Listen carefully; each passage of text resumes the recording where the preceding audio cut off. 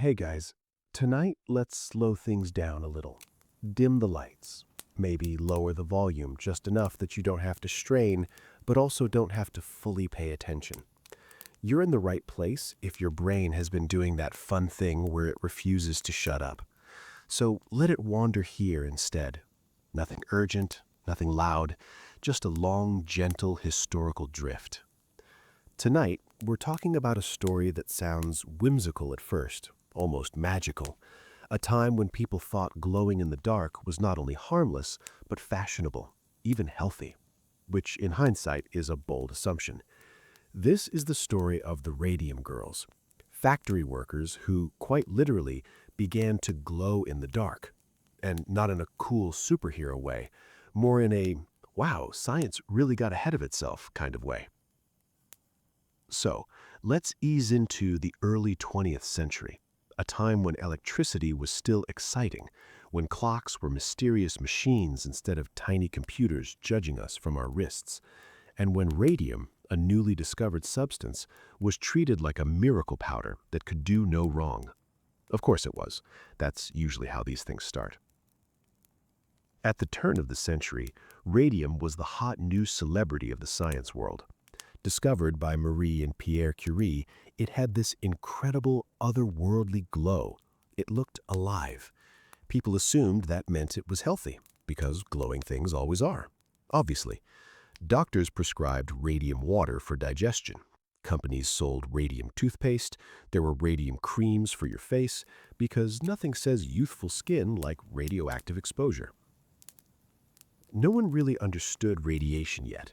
And by understood, I mean had absolutely no idea what it did to the human body.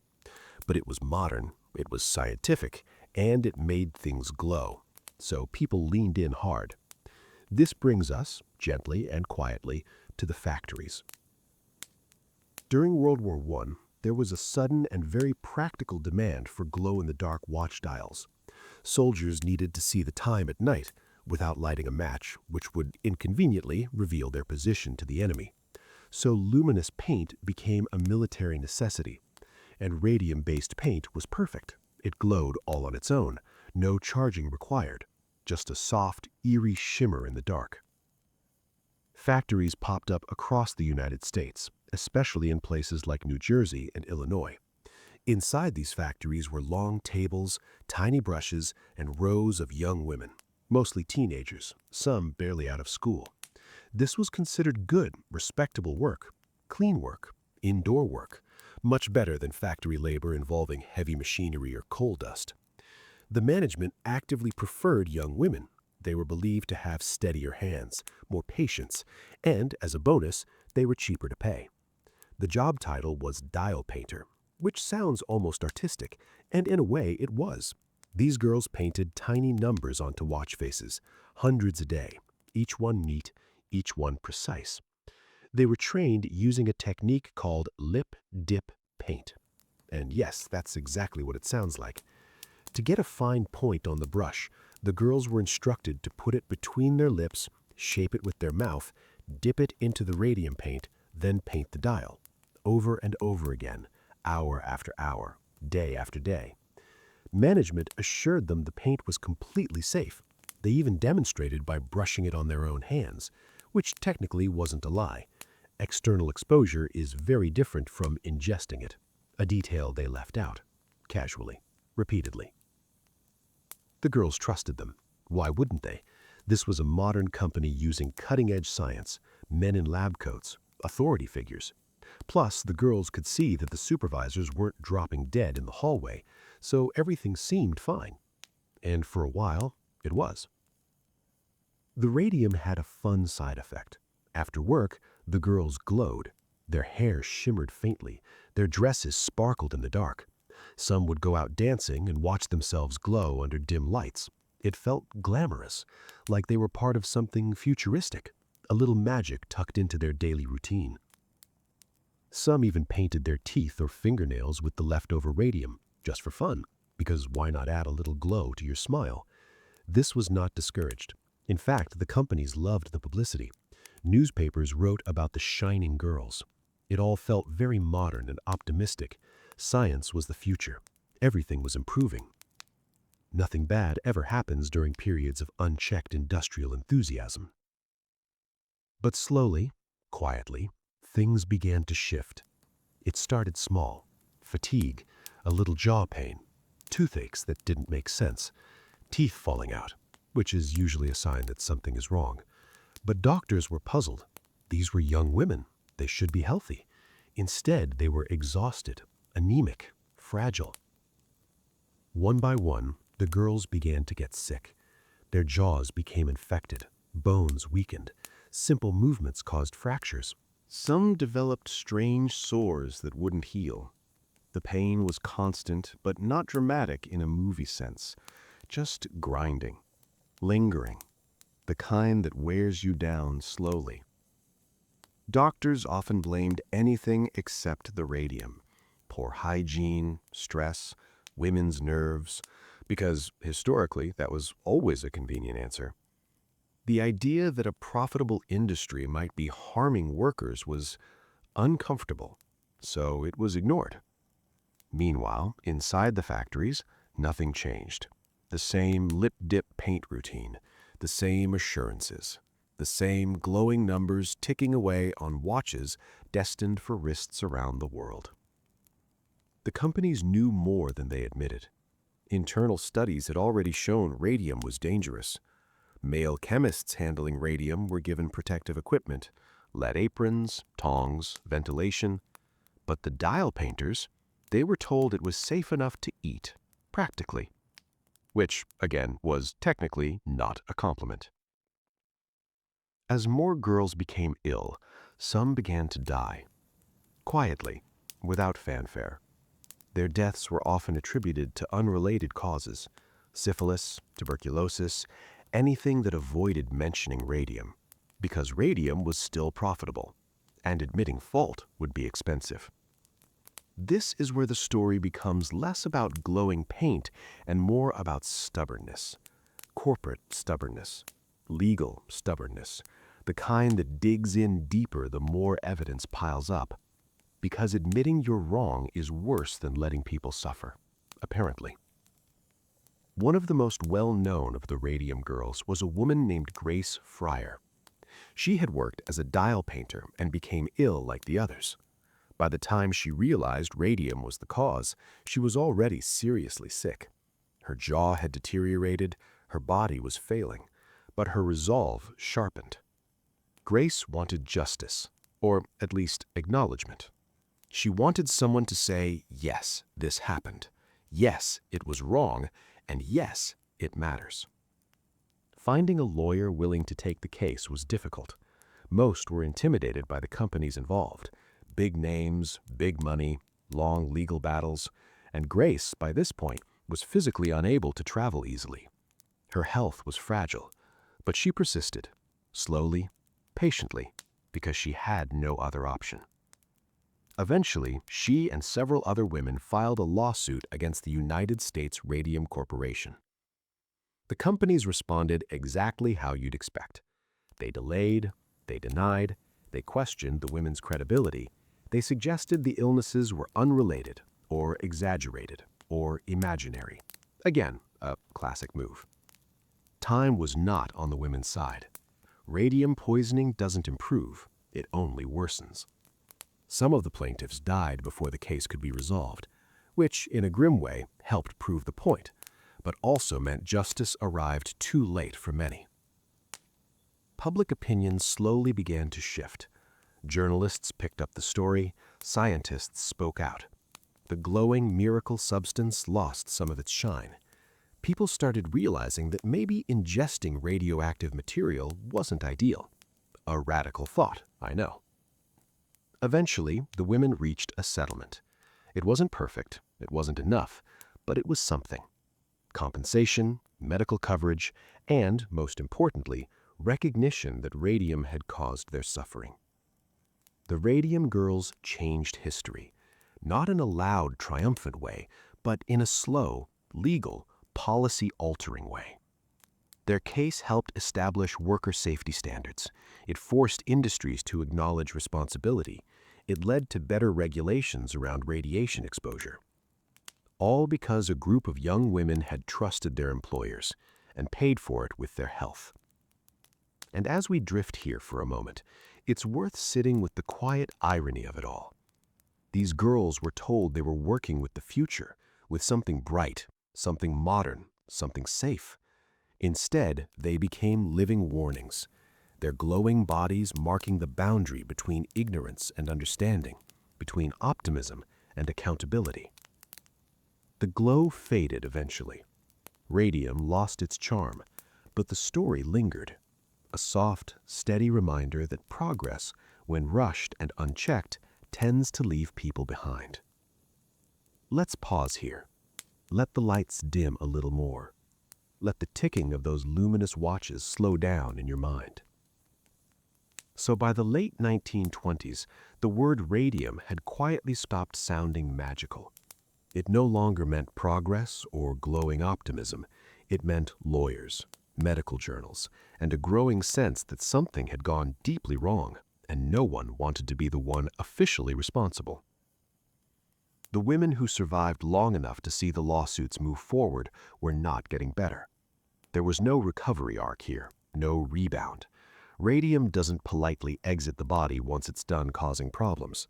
It settles in, especially in bones, because radium, chemically speaking, behaves a lot like calcium, and bones, unfortunately, are very welcoming. Once inside, it just keeps radiating, day after day, year after year, a tiny internal sun you never asked for. Doctors began to piece this together, slowly, reluctantly. Autopsies showed bones that crumbled under pressure, jaws that had essentially dissolved. The phrase radium necrosis entered the medical vocabulary, which is not a phrase you want named after your workplace. Some of the women were so fragile that doctors hesitated to even examine them physically. Simple procedures could cause fractures. Teeth couldn't be removed because there was nothing solid left to grip. Eating became painful, speaking became difficult, and yet many of these women were still expected to present themselves calmly in legal proceedings, to answer questions, to recount timelines, to be precise. Grace Fryer, by this point, had become a symbol, not because she wanted to be, but because she refused to disappear quietly. Her case dragged on for years. The companies used delay tactics, hoping time would do what they wouldn't openly say, let the problem die out. That strategy worked more often than not. By the time settlements were reached, several plaintiffs were already dead. Others were terminally ill. The compensation covered medical bills and provided modest financial support, but it couldn't undo what had happened. It couldn't restore bone, or energy, or time. And the companies? They paid, but they never really apologized.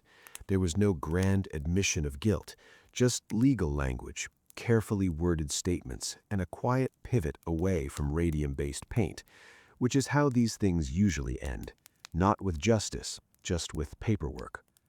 Public perception, however, had shifted permanently.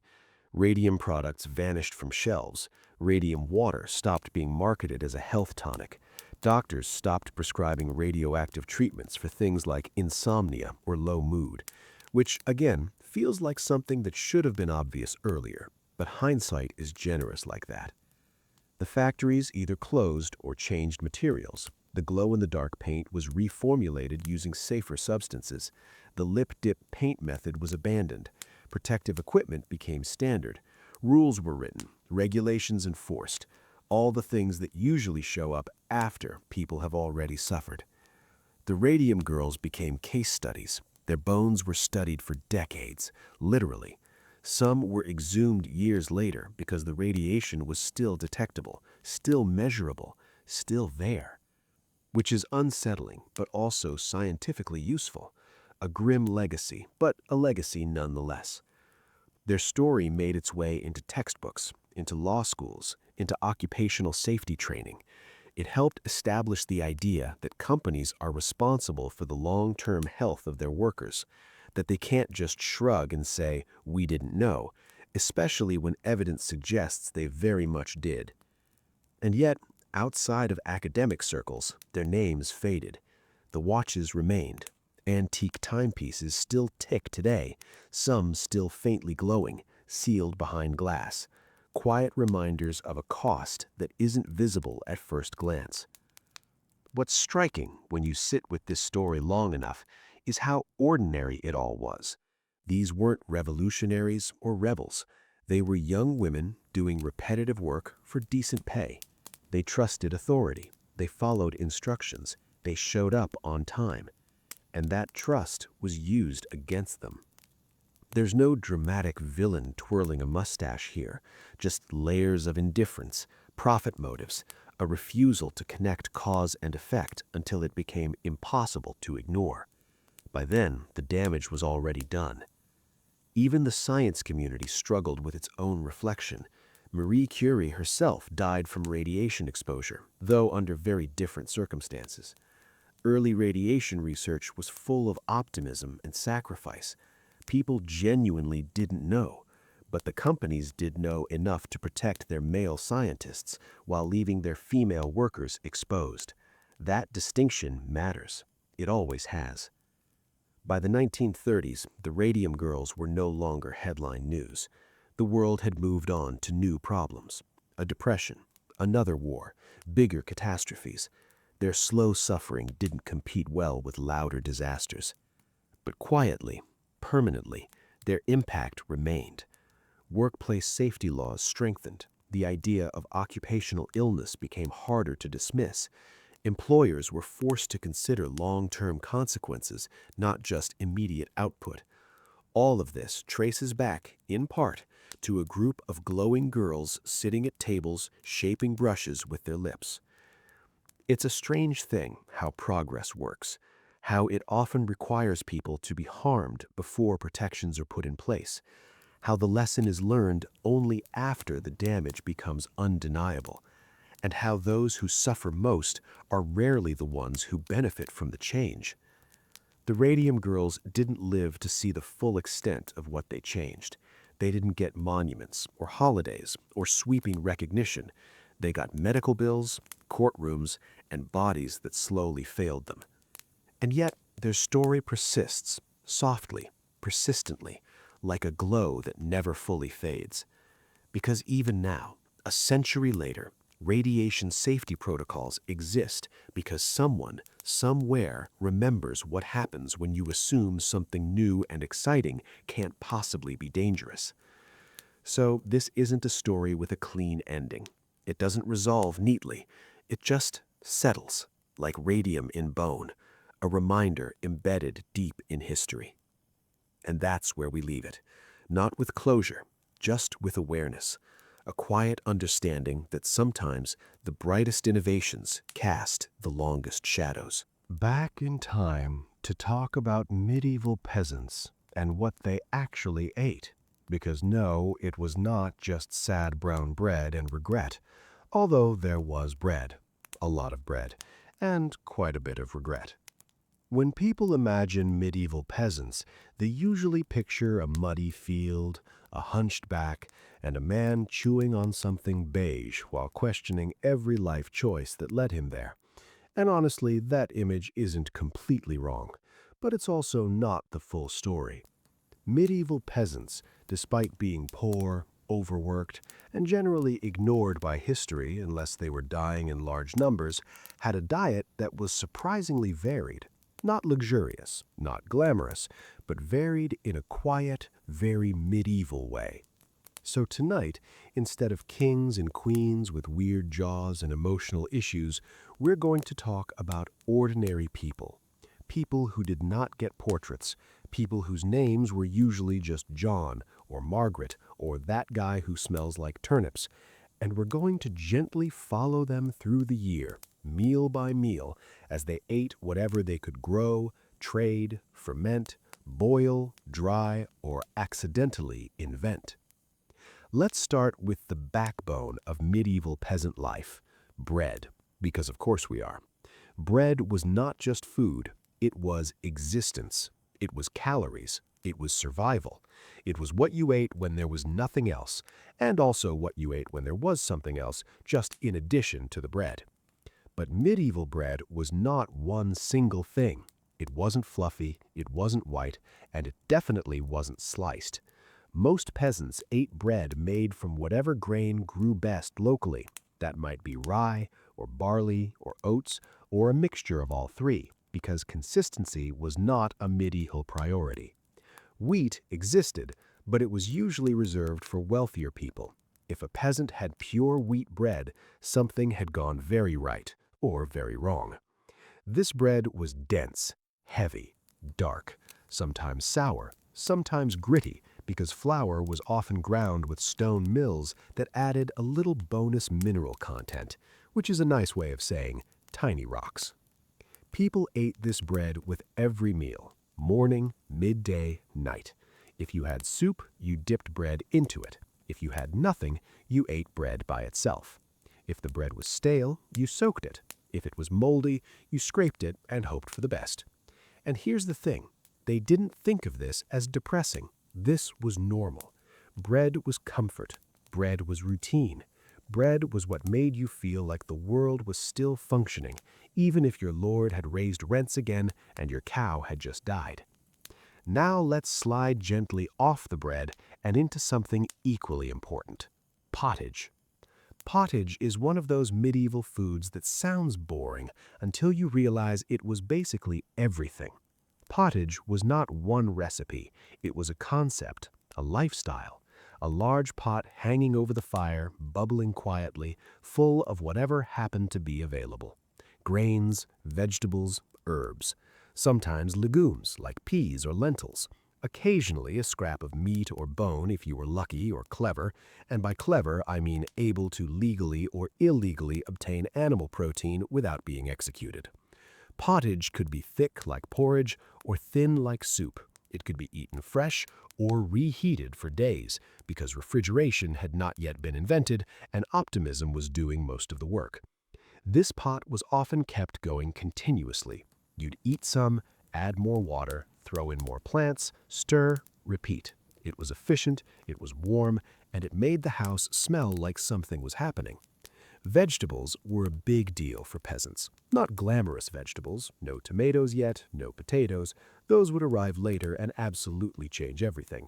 Instead, think cabbage, turnips, leeks, onions, garlic, beets, carrots that were probably white or purple and looked nothing like the ones we know today.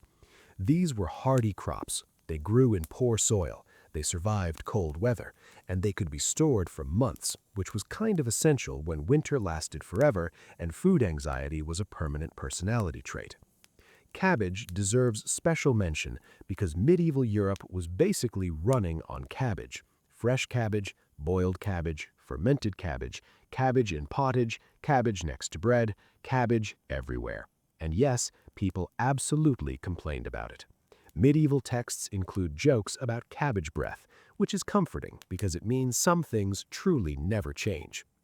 Now let's gently wander over to protein, because no, peasants were not all secretly vegan. They just had limited options. Meat existed, but it was not an everyday thing for most peasants. Large animals like cows and pigs were valuable. They produced milk, labor, or future meat. You didn't just casually eat one unless it was old, sick, or you had a very good reason. Pork was the most common meat when it did appear. Pigs were easy to raise, they ate scraps, they grew fast, and when slaughtered, almost every part could be used, which medieval people absolutely did because waste was not an option. Bacon, salted pork, sausages, and preserved cuts were more common than fresh meat. Preservation was key. Salting, smoking, drying. If you wanted meat in winter, you had to plan far in advance and hope nothing went wrong. Beef existed, but less often. Chickens were kept more for eggs than meat. Killing a laying hen was kind of a last resort. And then there was fish. So much fish. Fish was incredibly important, partly because of religion. The medieval church had a lot of opinions about food, and many days of the year were designated as meatless. No land animals. Fish was allowed because fish lived in water and medieval logic was doing its own thing. So, peasants ate fish when they could. Fresh if they lived near rivers or the coast, salted or dried if they didn't. Herring was everywhere. Cheap, preserved, reliable. And yes, sometimes it smelled intense. But again, this was normal. Dairy was another major part of the diet. Milk didn't keep well, so it was usually consumed quickly or turned into something else. Cheese, butter, curds. These were staples, especially in rural areas. Cheese in particular was incredibly important. It stored calories, it traveled well, and it made bread slightly more exciting. Eggs were common too, depending on the season. In spring and summer, chickens laid more. In winter, not so much. Everything followed the rhythm of the year. Now let's talk about fruit, because peasants did eat fruit, just not imported, perfectly ripe fruit arranged in bowls for aesthetic purposes. Apples, pears, plums, cherries, berries, whatever grew locally, often eaten fresh in season, often dried for later, sometimes cooked into sauces or added to pottage, because medieval cooking did not respect modern boundaries. And yes, fruit trees were valuable, very valuable. So valuable that laws sometimes protected them. Stealing fruit could get you in serious trouble, which feels dramatic until you remember that fruit could mean the difference between surviving winter or not. Honey deserves a brief, quiet moment, because honey was the main sweetener. Sugar existed, but it was expensive and rare. Honey sweetened food. Honey preserved fruit. Honey made life slightly less bleak. And then there was ale, because of course there was ale. Medieval peasants drank ale constantly. Not strong ale, not the kind meant to get you drunk. Small beer, low alcohol, brewed at home. Safer than water, which was often contaminated. Children drank it, adults drank it. It was hydration, it was calories, it was comfort in liquid form. And yes, it was cloudy and warm, and probably tasted a little strange. But again, normal. By the end of the day, a medieval peasant's diet was repetitive but functional, heavy on grains, seasonal vegetables, occasional protein, preserved foods, warm meals, enough to keep working, enough to survive. It wasn't luxurious, but it also wasn't just suffering on a plate. And as we slowly drift deeper into this world, we'll start to see how food changed with seasons, famines, festivals, and small moments of joy that peasants carved out wherever they could. So let's let the fire crackle quietly for a moment. Let the pot keep simmering, and when you're ready, we'll continue gently forward into the rhythms of medieval meals, feasts, fasts, and the constant negotiation between hunger and habit. All right, let's ease back in. The fire is still going. The pot is still there. Nothing has exploded, which, historically speaking, is already a good sign. In part 1, we talked about what medieval peasants generally ate, the everyday basics, the bread, the pottage, the cabbage doing most of the heavy lifting. Now, in part 2, we're going to slow things down even more and let the calendar roll by. Because medieval food wasn't just about class, it was about time. Seasons ruled everything, and winter was always lurking in the background like a quiet threat. Medieval peasants did not think in years the way we do. They thought in harvests, in how long food would last, in whether the grain bins felt reassuringly full or suspiciously hollow. Spring, for example, was not the happy, cheerful season we imagine today. It was often the hardest part of the year. Winter had just ended. Stored food was running low. Grain from the previous harvest was nearly gone. Vegetables were shriveled, and meat was mostly a memory.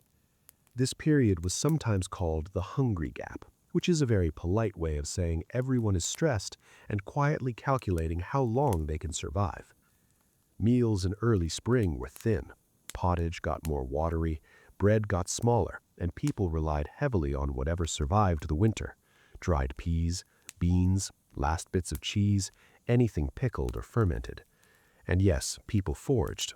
Wild greens, nettles, dandelion leaves, things that popped up early and didn't ask for much. This wasn't romantic, it was practical, and people knew exactly which plants were safe, which were medicinal, and which would ruin your week. By late spring and early summer, things slowly improved. Fresh greens appeared, herbs, young vegetables. Milk production increased as animals grazed again.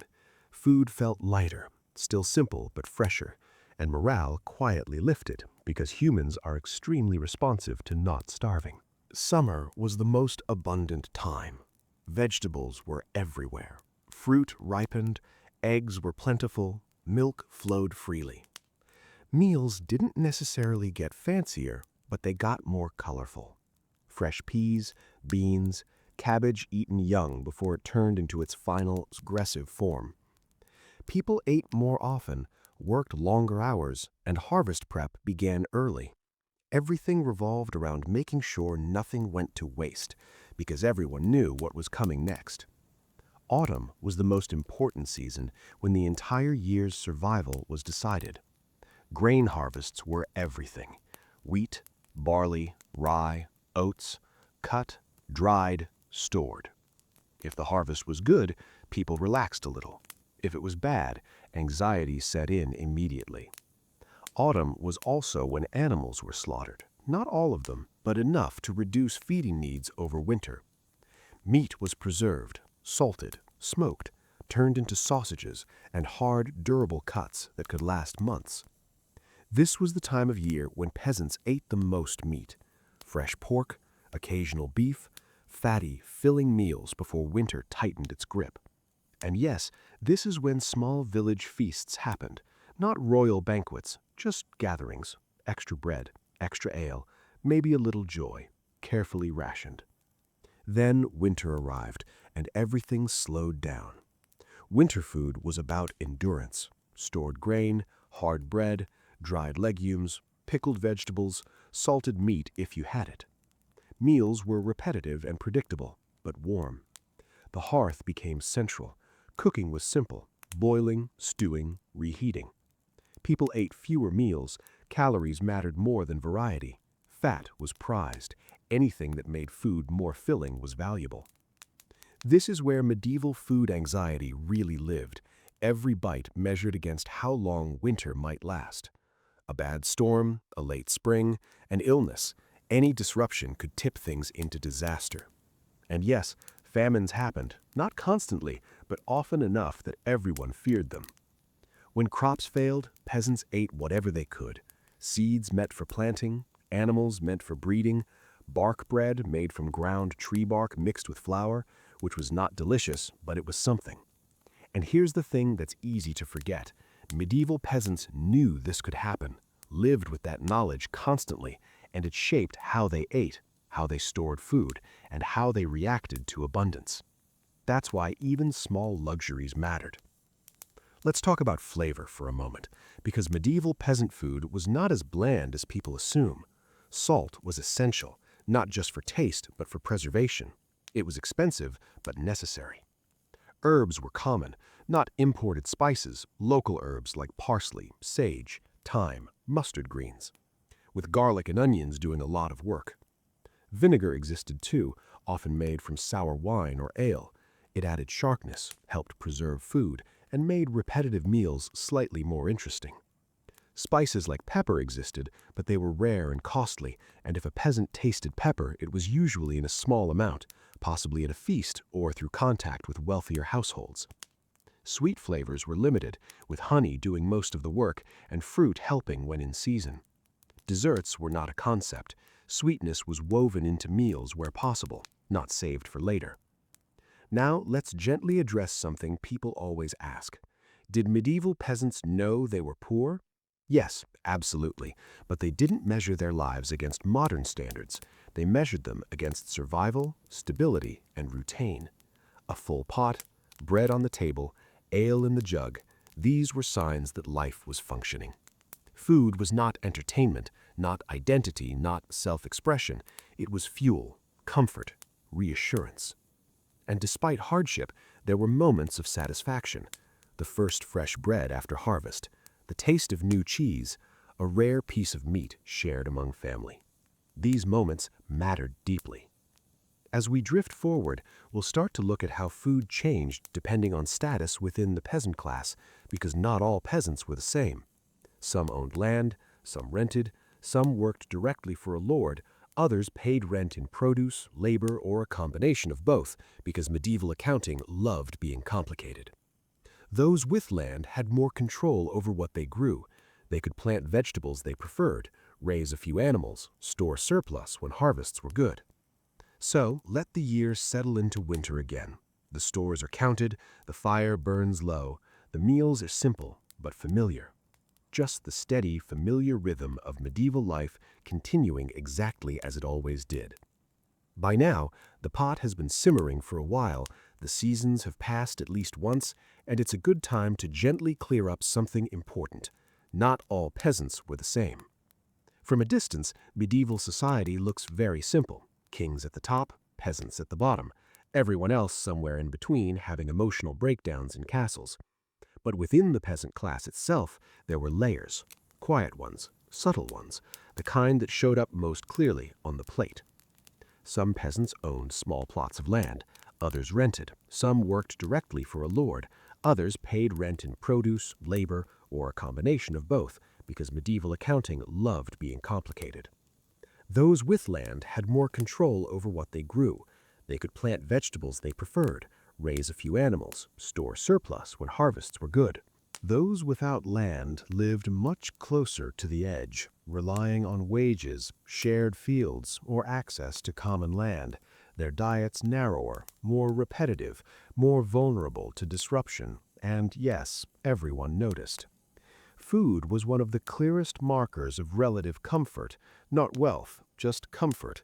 More cheese meant things were going well. More meat meant things were going very well. Extra bread meant you might survive winter without doing math in your head every night. Now we gently introduce one of the most powerful forces shaping medieval diets, the church, which did not just tell people how to pray, but how to eat, when to eat, what not to eat, and how guilty they should feel about all of it. Fasting was a huge part of medieval religious life, and it did not mean skipping lunch. It meant specific restrictions on specific foods on specific days. Meat was the big one. No beef, no pork, no chicken, but fish was allowed because medieval theology had decided fish were different, making fish incredibly important even for inland communities. Fast days included Fridays, Lent, Advent, and various holy days scattered throughout the year, meaning nearly half the year involved some kind of dietary restriction, and peasants followed these rules, not always happily, but consistently. This shaped farming, fishing, preservation techniques, and entire economies quietly adjusted to religious calendars. Fish ponds became valuable, salted fish became essential, and herring again deserves applause for holding medieval Europe together. Fasting didn't necessarily mean eating less, just eating differently. Bread, vegetables, and pottage stayed. Meat was swapped for fish or legumes. Sometimes meals became more monotonous during long fasts. Sometimes people got creative. Almond milk as a dairy substitute existed, not for the poorest peasants because almonds were expensive, but the idea itself shows how food rules inspired innovation whether people liked it or not. And yes, people complained. Medieval writings are full of grumbling about fasting, hypocrisy, and rich people finding loopholes while poor people went hungry, which feels very on brand for humanity. Then came feast days, because fasting only mattered if there were moments of release. Christmas, Easter, saints' days, times when restrictions loosened, meat returned, extra bread was baked, ale flowed more freely. For peasants, these days mattered not because the food was extraordinary by modern standards, but because it was different, a little more fat, a little more protein, a little more warmth, shared communally, reinforcing social bonds and reminding everyone that life, despite everything, still had structure.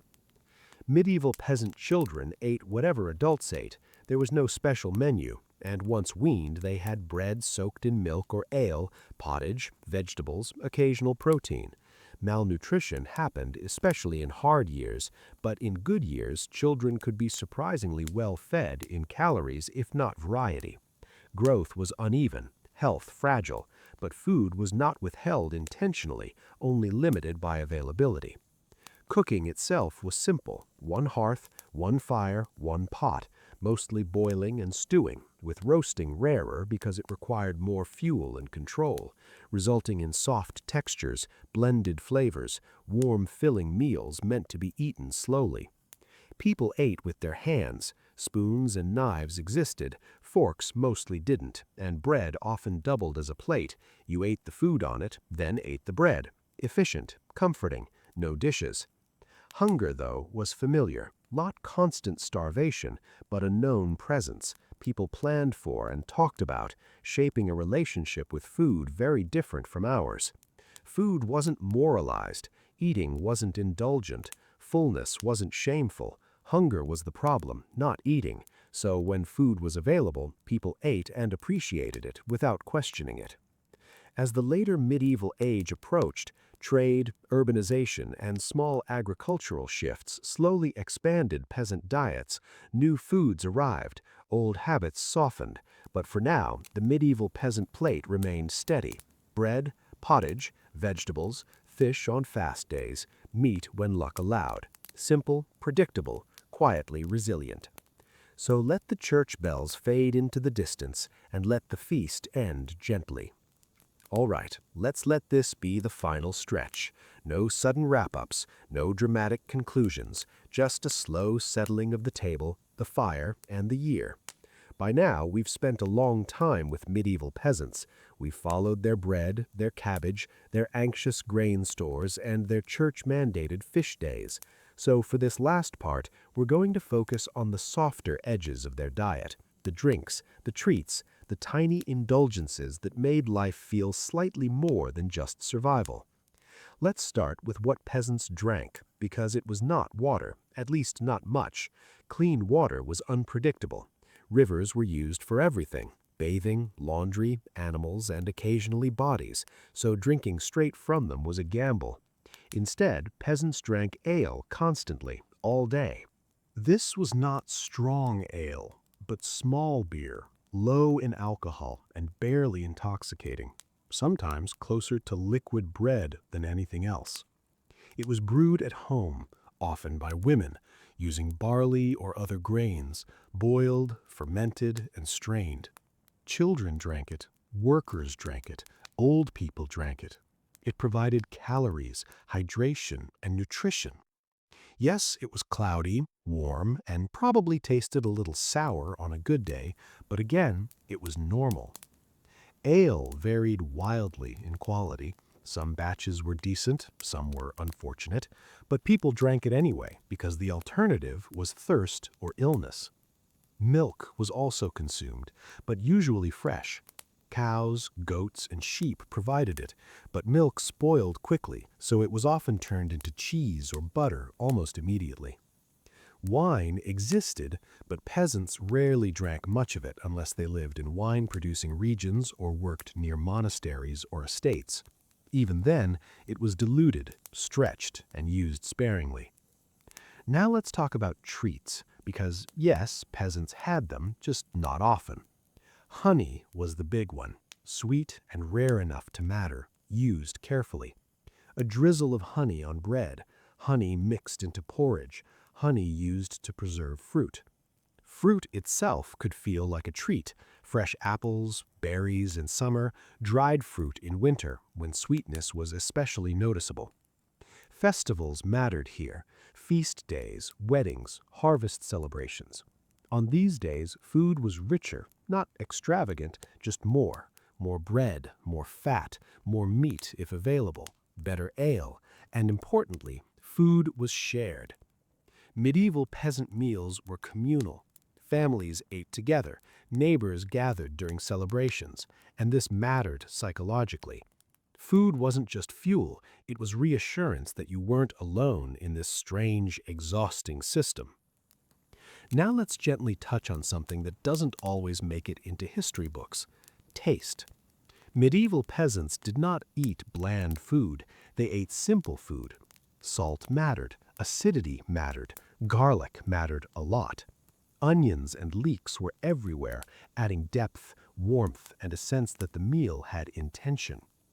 Herbs were used generously when available, not imported spices, but local ones grown in gardens or gathered nearby. Food was seasoned to be satisfying, not impressive. And yes, people had preferences. They complained when meals were bad and noticed when something tasted off. This wasn't a population sleepwalking through meals. They cared. Now let's address something people often misunderstand. Did medieval peasants enjoy food? Yes, quietly, without romanticizing it. They enjoyed fullness, warmth, and familiar flavors. They didn't chase novelty, they valued reliability. A good loaf of bread mattered more than variety, and a pot that lasted all day mattered more than presentation. Food was not about pleasure first, but pleasure existed within it. Toward the later Middle Ages, things began to shift slowly. Trade expanded, markets grew, and cities pulled people in. Some peasants gained access to new foods, better bread, occasional spices, and more consistent protein. Others lost land, lost stability, moved into towns, and ate worse than they had in villages. So there was no simple upward trend, just change, uneven and unpredictable. But the core of the peasant diet remained remarkably stable for centuries. Bread, pottage, vegetables, ale, seasonal variation, and religious rules. It was a system built around endurance. And here's the quiet takeaway. Medieval peasants did not eat poorly because they were ignorant. They ate the way they did because it worked, because it matched their labor, their climate, and their resources. It wasn't luxurious and it wasn't optimized, but it sustained millions of people for generations, and most of them never wrote a word about it. They just cooked, ate, worked, and did it again the next day. So as the fire burns low, the pot empties, and the year loops back to where it began, the medieval peasant table looks exactly the way it always has. Simple, heavy, seasonal, quietly human, and that's where we'll let it rest. We're going to drift gently back to a time when food labels were mostly vibes, government oversight was more of a suggestion, and a group of very calm, very confident men decided the best way to protect America's stomach was to poison themselves on purpose, slowly, politely, after dinner. This is one of those stories that sounds fake when you first hear it, which is usually a good sign it's very real. No battles, no screaming, no dramatic last stands, just a dining table, some paperwork, a government scientist with opinions, and a rotating menu of chemicals that absolutely did not belong anywhere near the human digestive system. So take a breath, let your shoulders drop, and let's begin, gently, with the poison squad. At the turn of the 20th century, the United States was eating a lot of things it probably shouldn't have been eating. Not because people were reckless, exactly, but because nobody had decided it was officially illegal to sell food that was, let's say, chemically adventurous. Milk could be watered down and re-whitened with chalk. Meat could be embalmed with preservatives that sounded more at home in a chemistry lab than a kitchen. Canned goods were a thrilling mystery. Sometimes they were peaches. Sometimes they were peaches plus something extra that made your stomach feel like it was negotiating with gravity. This was the golden age of industrial food. Factories were churning things out, railroads were moving products everywhere, and the public, bless them, mostly assumed someone somewhere had checked that this was all fine. They were wrong, but in a very on-brand early 1900s way. Enter Dr. Harvey Washington Wiley. Even his name sounds like someone who would absolutely start a government-sanctioned chemical eating club. Wiley was a chemist, a physician, and the head of the Bureau of Chemistry, which would later evolve into the FDA. At this point, though, it was just a bureau, small, underfunded, and staffed by people who were deeply tired of watching Americans get quietly poisoned by dinner. Wiley was not subtle. He believed firmly that food manufacturers were cutting corners, adding dangerous preservatives, and getting away with it because no one could prove the long-term effects. And by no one, he mostly meant no one had volunteered to eat borax on a schedule while someone else took notes. So, naturally, he decided to fix that. Wiley's plan was simple, in a way that only extremely complicated plans ever are. He would recruit healthy young men, feed them carefully prepared meals, and then add measured doses of specific food additives and preservatives. The men would eat. They would report how they felt. Doctors would monitor them. And eventually, America would have something it desperately lacked: data. Uncomfortable, slightly nauseous data. He called them volunteers. The newspapers called them heroes. Later historians would call them deeply trusting. The Poison Squad officially formed in 1902. The volunteers were mostly young, white, middle-class men, many of them clerks or government workers. This was not an accident. Wiley wanted people who were considered respectable and reliable, men whose stomach problems couldn't be dismissed as hysteria or poor hygiene or, heaven forbid, vibes. If these men felt sick, it meant something. They were housed at a boarding house in Washington, D.C., where they ate their meals together like a very polite fraternity, except the initiation ritual was arsenic adjacent. Every meal was prepared carefully, no outside snacks, no cheating, no sneaking a sandwich, and absolutely no complaining in a dramatic way. This was science, calm, bureaucratic science. The chemicals started gently. Borax, for example. Borax had been used as a preservative in meats and dairy products. It kept things from spoiling. It also had a mild tendency to make humans feel deeply unwell. The men ate it mixed into their food day after day in increasing doses. At first, some of them felt fine. This was inconvenient for Wiley, who was hoping for clear, undeniable misery. But patience, like borax, was something he had plenty of. Eventually, the symptoms arrived: nausea, headaches, loss of appetite, a general sense that something about this dinner arrangement had gone very wrong. Some men dropped out. Others stayed, stubbornly determined to prove something, possibly that they were tougher than borax, or that quitting would look bad on a resume. It's hard to say. What's important is that all of this was done very quietly. No scream fits, no dramatic collapses. Just men sitting at tables, pushing food around their plates, and writing down that yes, they felt worse than yesterday, again. The press, however, loved it. The Poison Squad became a national fascination. Headlines described brave young men sacrificing their stomachs for the greater good. Cartoons depicted them heroically dining on skull and crossbones soup. It was patriotic in a very specific way. Not war, not politics, just eating something unpleasant so your fellow citizens wouldn't have to. And here's where the story gets gently, bureaucratically darker. Because borax was only the beginning. As the experiments continued, Wiley expanded the chemical menu. Salicylic acid, sulfuric acid, sodium benzoate, formaldehyde. Yes, that formaldehyde, the one you're thinking of. The one that preserves dead things so they can be displayed under bright lights.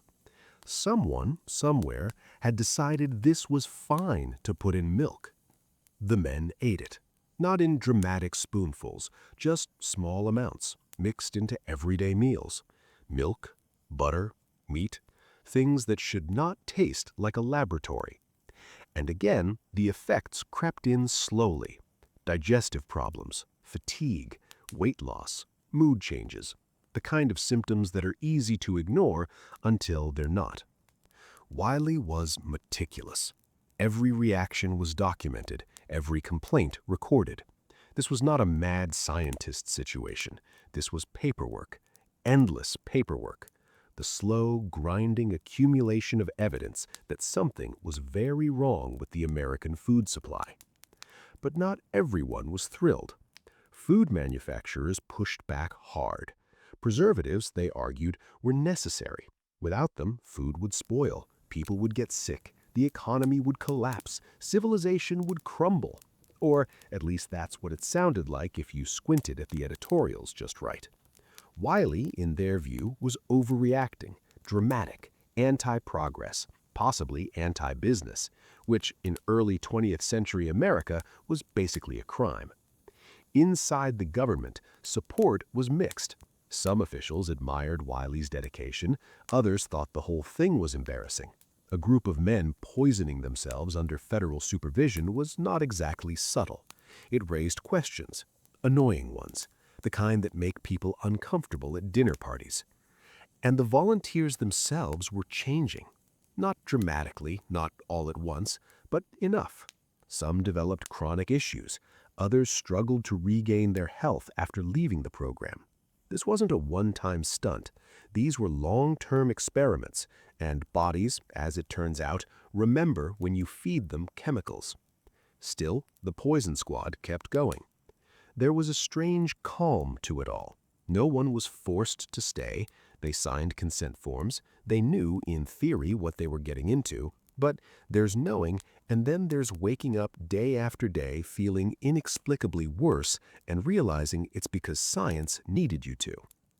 Wiley himself was tireless. He testified, he wrote, he argued, he pushed for regulation with the kind of quiet intensity that makes people nervous. He wasn't flashy, he wasn't yelling, he just kept presenting data. And data, when it piles up slowly enough, becomes hard to ignore. This is where the Poison Squad starts to bleed into a much larger story. Not a dramatic one, not a thrilling one, but a foundational one. Because while these men were carefully eating their way through a chemical catalog, the country was inching toward a realization. Maybe food should be regulated. Maybe companies shouldn't get to decide on vibes alone what counts as edible. The Pure Food and Drug Act was looming. Not triumphantly, not with a drum roll, just slowly, like a piece of legislation that had been argued over to exhaustion. Wiley's work and the quiet suffering of his volunteers played a huge role. It gave reformers something solid to point to. Not anecdotes, not fear, just documented harm. And still, even with that, nothing moved quickly. That's the strange thing about this story. For something that involved literal poison, it is remarkably unhurried. Change crept in, resistance lingered. The men finished their meals, the notes were taken, the public debated. Life went on, mildly nauseous. As we drift toward the next stretch of this story, keep that image in mind. A dining room, a group of men, plates of food that look normal enough, and just beneath the surface, a quiet experiment shaping the future of what it means for something to be called safe. All right, let's keep going. Get a little more comfortable if you need to. Shift the pillow, maybe sigh quietly at the ceiling, because now we're moving deeper into the Poison Squad years, where nothing explodes, nobody dramatically storms out, and everything somehow becomes more uncomfortable while also remaining deeply boring, which, honestly, is the most historically accurate combination. By the time the Poison Squad had been operating for a while, a rhythm had settled in. Meals were served, chemicals were measured, symptoms were logged, and somewhere in Washington, Dr. Harvey Wiley continued being exactly the kind of man who brings charts to an argument and then just waits, calmly, relentlessly. The volunteers were no longer a novelty to themselves. The early curiosity had worn off. This wasn't a fun experiment anymore. It was routine, and routine poisoning is a strange thing. The body doesn't panic all at once. It just complains, quietly, consistently, like a very polite internal memo that keeps getting ignored. Some of the men reported digestive troubles that never quite went away. Others noticed they were tired all the time. A few lost weight without trying, which sounds nice until you realize it's because your stomach has decided it's on strike. None of this was dramatic enough to stop the experiments outright.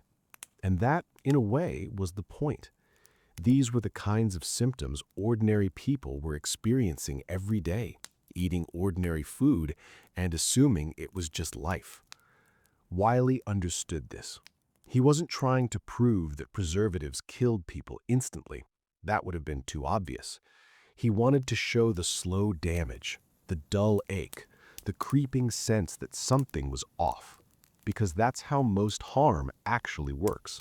Not with fireworks, with paperwork. Meanwhile, the food industry was growing increasingly irritated. Manufacturers argued that Wiley's experiments were unrealistic, that the doses were too high, that no one ate that much of any one preservative, which was a comforting argument right up until you remembered that preservatives were everywhere, in bread, in milk, in meat, in things you ate every single day. Small doses add up. Bodies, inconveniently, keep track. Industry groups lobbied Congress. Editorials appeared warning that overregulation would stifle innovation, that America would fall behind, that food would spoil in the streets. The usual set of concerns that appear whenever someone suggests limits. Wiley, for his part, remained unimpressed. He kept submitting reports. He kept testifying. He kept being, frankly, exhausting. Inside the government, tensions grew. Wiley's Bureau of Chemistry was not particularly powerful. He didn't get to make laws. He could only inform them. And information, as it turns out, is only useful if someone feels like listening. There were attempts to shut him down, to limit his funding, to question his methods, to gently suggest that maybe he should stop feeding men formaldehyde and go do something quieter. Wiley resisted, not loudly, but persistently. He believed in his work with the kind of stubbornness that comes from being very sure you're right and having the data to prove it. The volunteers, caught in the middle, became symbols. Some embraced it. They gave interviews. They posed for photographs. Others just wanted their stomachs to feel normal again. A few left early, their bodies having decided they had contributed enough to science. Thank you very much. What's easy to forget is that these men were not paid particularly well. This was not a lucrative gig. It was public service plus meals, minus comfort. They were doing this because they believed it mattered, or because they trusted Wiley, or because they thought it might look good later. Possibly all three. As the experiments continued, Wiley began focusing more heavily on sodium benzoate. This preservative was widely used and aggressively defended by manufacturers. It was cheap, it was effective, and it was, according to Wiley's data, not great for humans over time. The Poison Squad ate it anyway, day after day, in controlled doses, and again the symptoms followed: digestive distress, headaches, a general feeling of malaise that became the new normal. The kind of normal that makes you forget what feeling good actually feels like. The public watched this unfold with mild fascination, not outrage, not panic, just interest. Newspapers framed it as a curious experiment, brave men, strange science, a government chemist with a mission.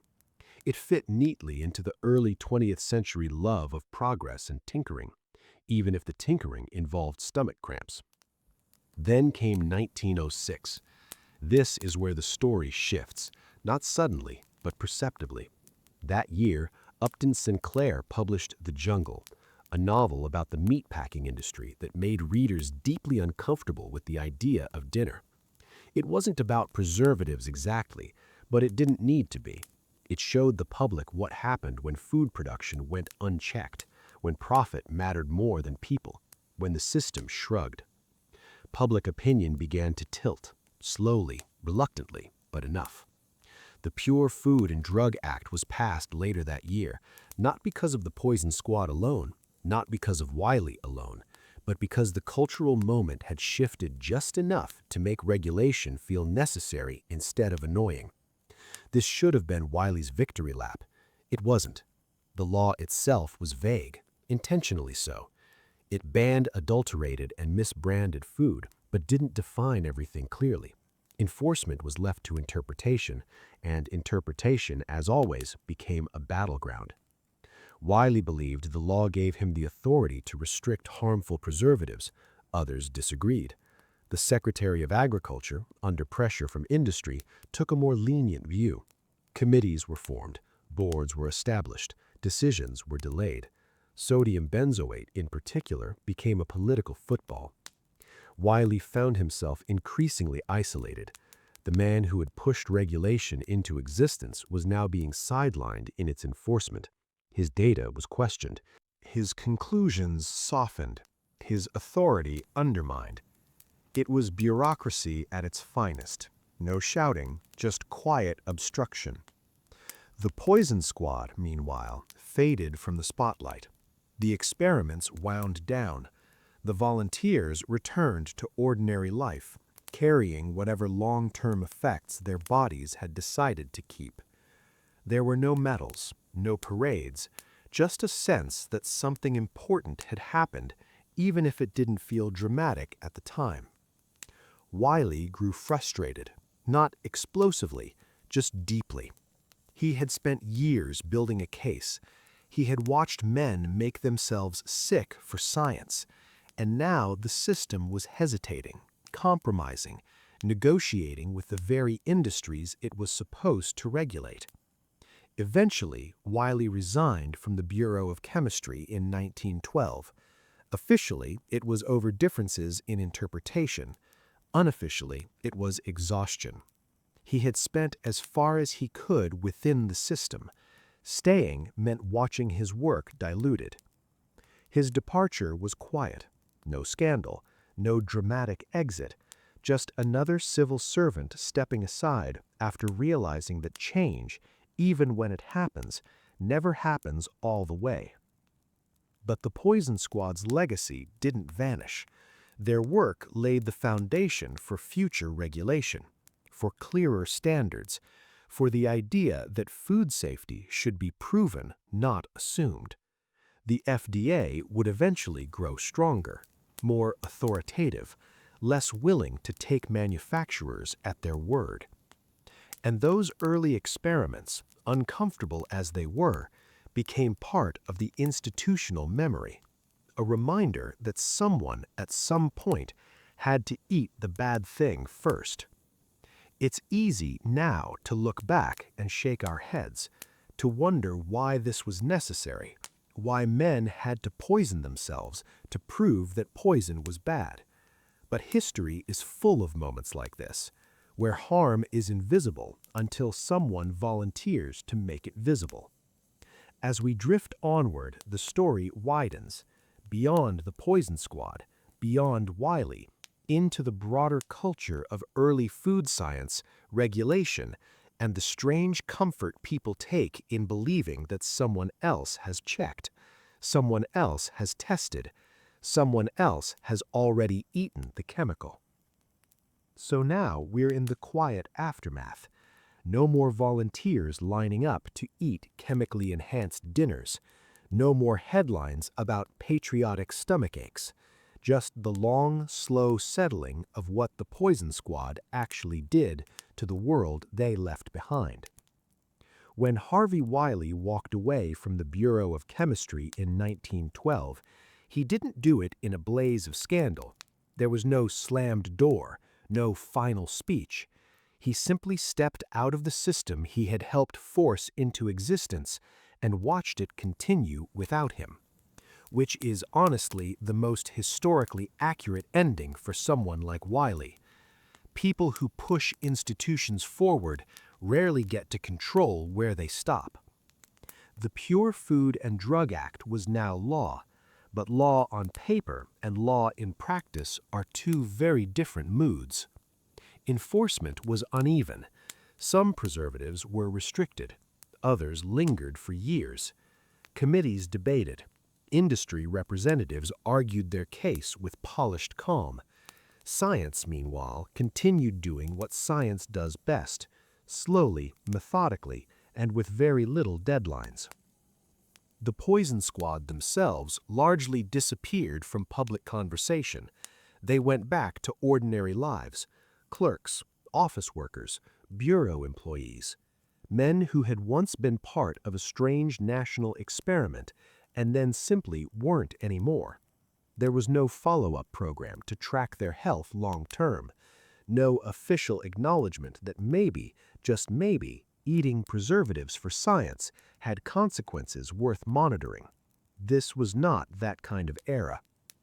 What they left behind instead was precedent. For the first time, the federal government had accepted the idea that food safety could be tested empirically, not assumed, not argued into existence by manufacturers, proven through controlled observation, even if that observation involved some deeply questionable lunches. The Bureau of Chemistry continued to evolve. It gained authority, it gained confidence, and eventually, in 1930, it became the FDA we recognize today, with its inspections, regulations, and thick binders of rules, owes its existence to these early awkward experiments, to men sitting at a table, chewing thoughtfully, and then writing down that something didn't feel right. It's worth pausing on how strange that is. Modern food safety feels impersonal. Barcode scanners, lab tests, regulations written in dense language. But at its root, it began with bodies. Human bodies reacting in predictable ways to things they were never meant to digest. The Poison Squad didn't just test chemicals, they tested a cultural assumption that if something was sold openly, it must be safe. That assumption did not survive them. Harvey Wiley, for his part, didn't stop caring. He continued advocating for food safety publicly. He wrote, he lectured, he became a symbol of reform, even if he no longer had institutional power. He lived long enough to see some of his ideas fully accepted, and others perpetually compromised, which again feels right. The food industry adapted. Preservatives didn't disappear, but they became regulated, labeled, studied. The idea that companies could add whatever they liked as long as it didn't immediately kill anyone slowly faded. Not vanished, just constrained, nudged into responsibility by decades of accumulated evidence. And the public, without really noticing, adjusted its expectations. People began to assume that food had been tested, that someone had checked, that there was a process. This trust is invisible when it works. You don't think about it while eating cereal, or drinking milk, or opening a can and assuming the contents won't quietly ruin your week. That trust exists because once it didn't. The Poison Squad story never quite fits into the heroic narratives we like to tell. There's no clear triumph, no villain defeated, no single moment where everything changes. Instead, it's a story about endurance, about mild suffering, about the unglamorous labor of proving something everyone half suspected but didn't want to confront. It's also a story about how progress often feels uncomfortable while it's happening, how reform looks like annoyance, disruption, and paperwork, how people who push for it are often labeled difficult long before they're called visionary. If you step back far enough, the Poison Squad becomes almost absurd. A group of men eating chemicals so future generations wouldn't have to. It sounds like satire, but it's also deeply practical. Someone always pays the cost of knowledge. In this case, it was paid in headaches, nausea, and years of feeling vaguely unwell for the sake of a data set. And the data worked. Not immediately, not perfectly, but enough. Today, when a food additive is tested, regulated, and labeled, it's easy to forget that this system was built piece by piece, that at one point the question, "Is this safe to eat?" did not have a formal answer. It had opinions and profits and assumptions. The Poison Squad replaced assumptions with evidence, quietly, patiently, over many meals. And then they went home. No statues, no holidays, just a subtle shift in how a nation eats, which, for a story about poison, is a surprisingly calm ending. We're going to spend a long, slow stretch of time drifting through a period of history that everyone insists was miserable, stupid, and basically one long candle shortage. Tonight, we're talking about the so-called Dark Ages, and more specifically, the inventions everyone forgets happened there, because history textbooks love drama, and nothing is more dramatic than telling you an entire civilization forgot how to think for 500 years, which it didn't, not even a little. So settle in. No heroes, no epic battles, just monks, farmers, and quietly revolutionary ideas that somehow changed the world while everyone was cold, underfed, and deeply unimpressed. Now, when people say Dark Ages, what they usually mean is after Rome fell and before things got aesthetically pleasing again. The aqueducts broke, the roads cracked, the bureaucracy collapsed under its own paperwork, and suddenly everyone decided humanity had collectively blacked out. But what actually happened was less dramatic. Rome didn't fall off a cliff, it sort of wandered away, and the people left behind had to figure things out without imperial memos telling them how, which turns out to be very good for invention. Let's start slow, very slow, with something deeply unglamorous: the heavy plow. This is not a sexy invention. No one writes poems about plows, there are no heroic ballads called Sir Geoffrey and the revolutionary farming equipment, but the heavy plow quietly changed everything. Earlier plows worked fine in sandy Mediterranean soil, but Northern Europe had thick, wet, stubborn dirt that behaved like it had opinions, and old plows just skimmed the top and gave up like a tired student avoiding commitment.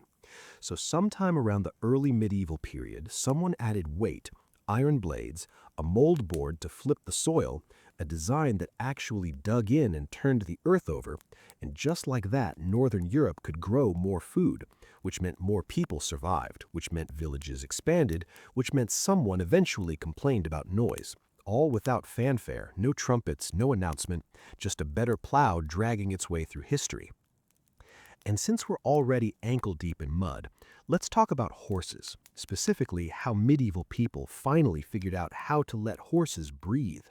Before this period, horses wore throat-crushing harnesses that looked fine, but worked terribly, because the harder the horse pulled, the less oxygen it got, which is not ideal. Enter the horse collar, a padded loop that rested on the shoulders instead of the neck, and suddenly horses could pull real weight without slowly passing out in protest.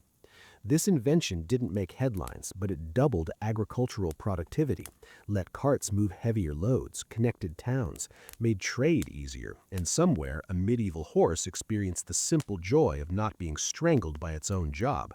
Progress. Now let's drift into something quieter, something candlelit and deeply beige: monasteries.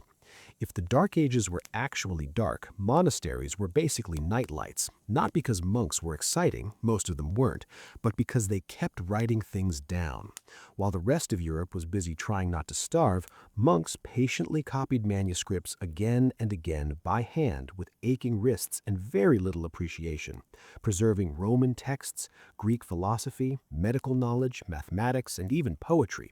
They didn't always understand what they copied and sometimes added margin notes like, "Not sure this is right," "This seems sinful," or "This part is boring," but without them, a lot of classical knowledge would have quietly disappeared, not in flames, just forgotten, which is honestly worse.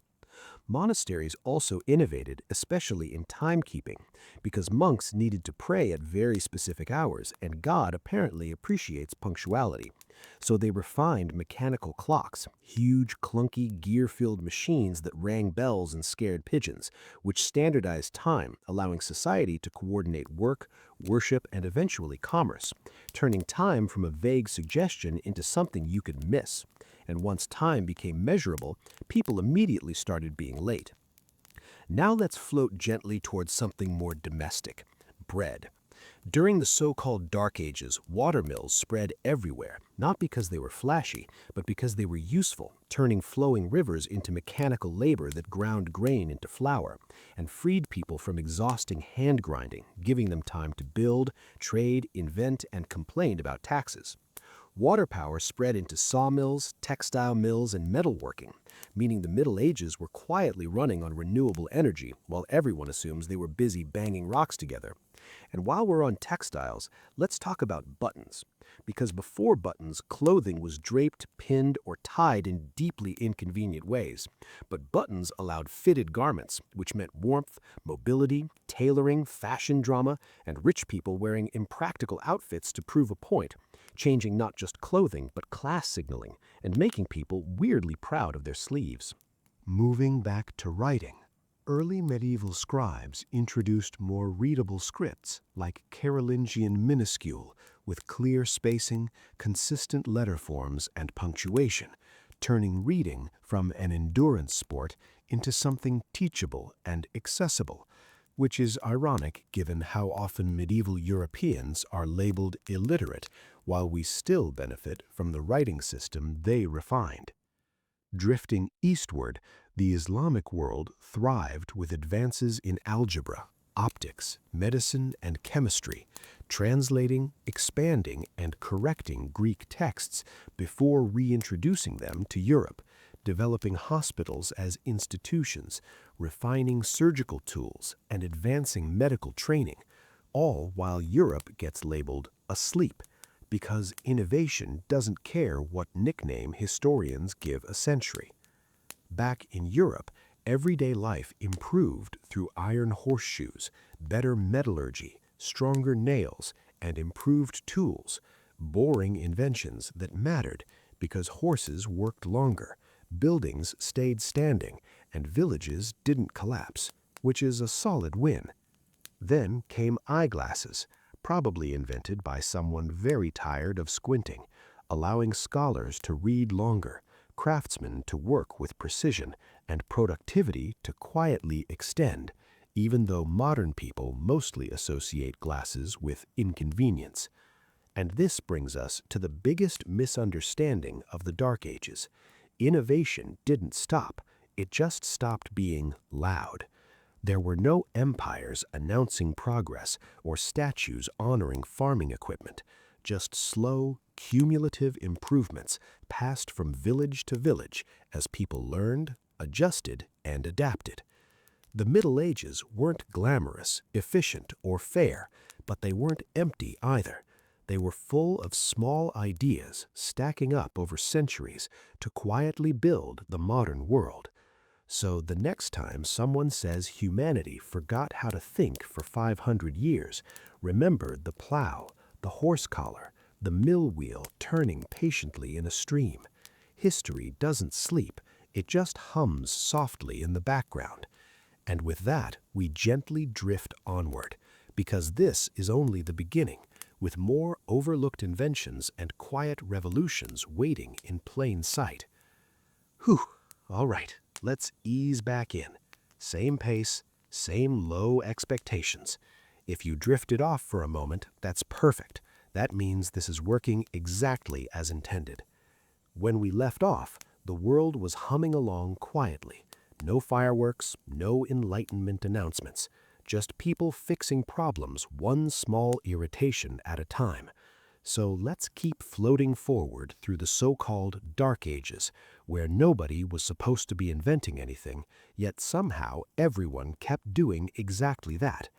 One of the most overlooked medieval innovations is something you use every single day without thinking about it: the concept of the book as an object.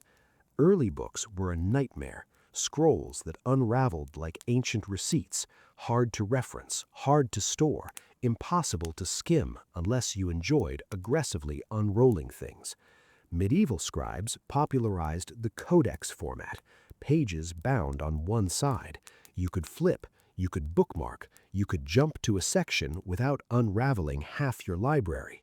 This made studying possible, actual studying, comparing texts, cross-referencing ideas, which unfortunately also made arguing more efficient, but that's the price of progress. And speaking of arguments, let's talk about universities. Yes, universities, those famously medieval inventions everyone assumes appeared during the Renaissance wearing a velvet hat. Bologna, Paris, Oxford, These institutions formed in the High Middle Ages, not as polished campuses, but as chaotic gatherings of students and teachers arguing loudly in rented rooms. They standardized education, created degrees, formalized disciplines like law, medicine, and theology, and they also invented student debt in a way, at least the spiritual kind. Education didn't vanish after Rome. It reorganized itself in slightly messier ways, with more shouting. Now let's drift into something practical again, because medieval people loved practicality: the wheelbarrow. No one respects the wheelbarrow. It doesn't get documentaries, it doesn't inspire awe, but it let one person move what used to take several: bricks, grain, manure, especially manure. This mattered for construction, farming, infrastructure. Villages expanded faster because fewer backs were broken along the way, all thanks to a box with a wheel, another uncelebrated hero. And while we're near construction sites, let's talk about chimneys. Before chimneys, smoke just kind of hung out in the room, in your lungs, in your soul. Medieval builders figured out vertical flues, so smoke went up instead of everywhere. This meant multi-room houses became practical. Upper floors stopped filling with soot. People stopped living inside mild respiratory hazards. Architecture changed. Privacy increased. Family structures shifted, all because smoke learned where to go. Now let's wander toward the field of medicine, slowly, because medieval medicine has a reputation, and honestly, some of it is earned, but it wasn't all leeches and vibes. Hospitals, as we know them, developed during the medieval period. Places meant for care, not just isolation. Medical texts circulated. Anatomy was studied carefully and often secretly. Herbal knowledge expanded. Was it perfect? Absolutely not. Did it beat doing nothing? Usually. And importantly, medical knowledge was written down, copied, debated, and improved, which is more than can be said for many later periods that pretended confidence was a treatment. Now let's slide gently into navigation, because medieval people traveled more than we give them credit for. The stern post rudder became common in medieval ships. Instead of steering with side oars, ships gained a central rudder at the back. This allowed better control, larger ships, longer voyages. Trade expanded, ideas moved. Diseases also moved, unfortunately, but let's not linger there. Navigation improved with better maps, compasses, and portolan charts. Sailors could hug coastlines more safely. Commerce grew steadily. The medieval world was not isolated, it was connected in quiet, creaky ways. And since we're on ships, let's mention insurance. Yes, insurance. Medieval merchants spread risk by sharing losses. If a ship sank, everyone took a small hit instead of one person being ruined. This encouraged trade, risk-taking, expansion, and it laid the groundwork for modern financial systems, which eventually got very loud and very stressful, but it started calmly, with merchants trying not to go bankrupt over one bad wave. Now let's slow things down again, because innovation doesn't always mean faster. The three-field crop rotation system. Instead of exhausting the land by planting the same thing repeatedly, medieval farmers rotated crops. One field rested, one grew grains, one grew legumes. Soil stayed fertile, yields improved, famine became slightly less frequent. Slightly. This wasn't dramatic, it didn't save everyone, but it made survival more reliable, which is honestly the medieval dream. And speaking of dreams, let's talk about sleep, actual sleep. Medieval beds improved, raised frames, straw mattresses, later feather stuffing. People slept off the floor, away from drafts, away from dampness. Sleep quality improved, health improved. Again, no applause, just fewer miserable nights. Now let's touch on law. because medieval legal systems are often portrayed as chaotic or cruel, but the period saw the revival and adaptation of Roman law, written codes, procedures, contracts. This stabilized societies, allowed commerce, protected property. It wasn't fair by modern standards, but it was predictable, and predictability is a kind of comfort. Now let's gently pan to something cultural: music. Musical notation developed significantly during the Middle Ages. Neumes, staff lines, pitch notation. Music could be preserved, taught, shared across regions. Chants became standardized. Harmony developed slowly.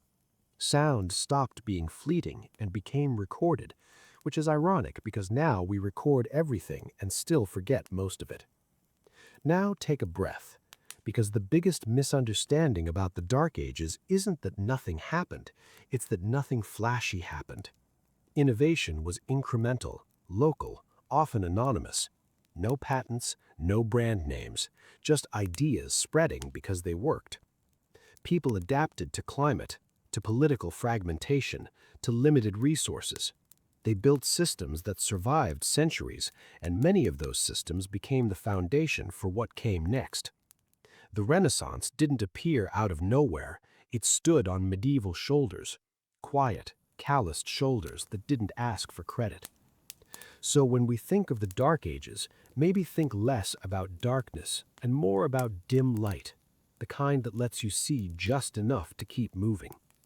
And we're still moving because there's more overlooked ideas, more accidental brilliance, more moments where medieval people solved problems in ways we still rely on. Let's settle back in one last time, with no rush and no need to remember anything perfectly. If your thoughts are already drifting a little, that's fine. History doesn't mind being half remembered. It has been doing that for centuries. Tonight, we finish our slow walk through the so-called Dark Ages by doing something very unhistorical: letting things end quietly.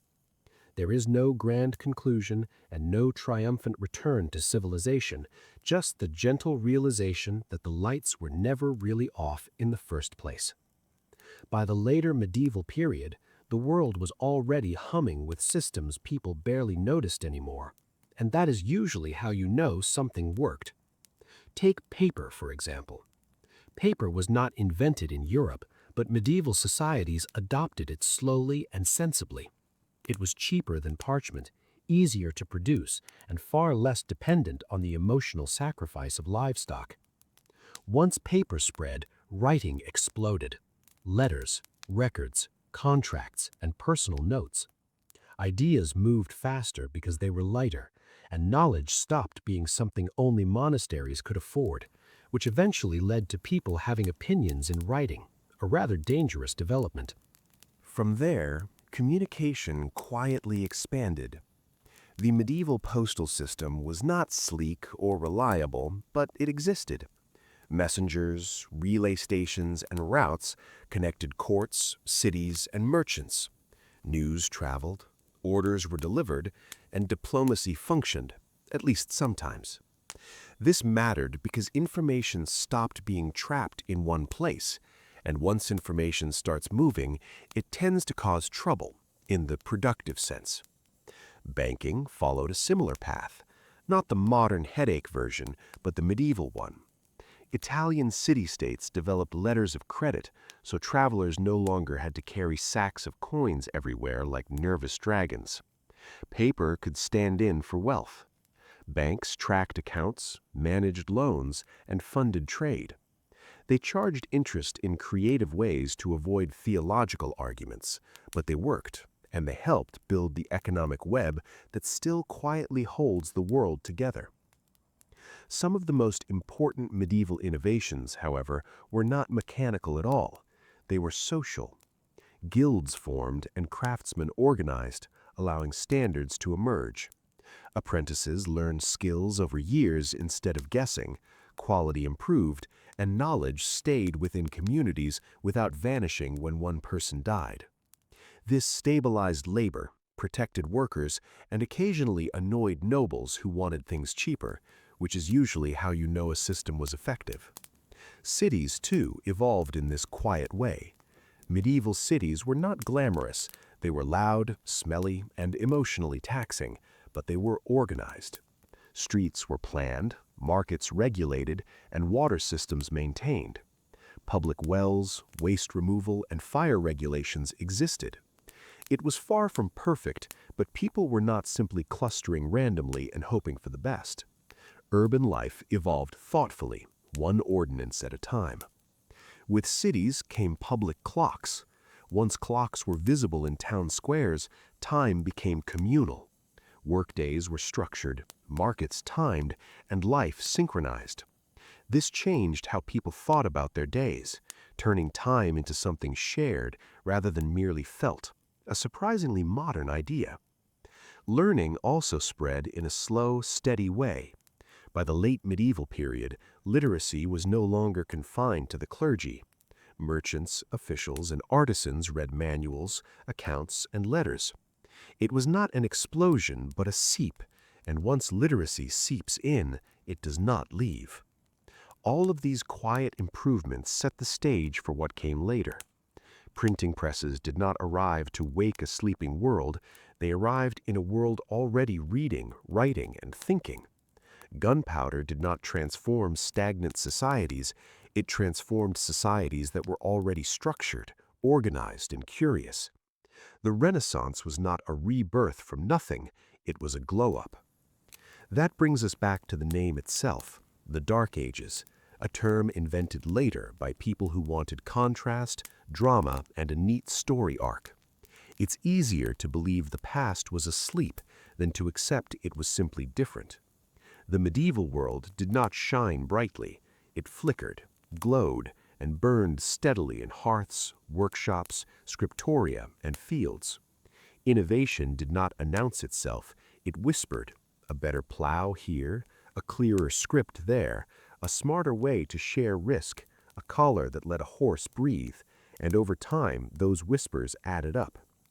If there's one thing to take from this long, slow journey, it is that humanity does not forget how to think, it just changes how it thinks, even in cold centuries, fractured worlds, and moments when nobody's watching. Progress does not need applause or a spotlight. It only needs people quietly solving the problems in front of them.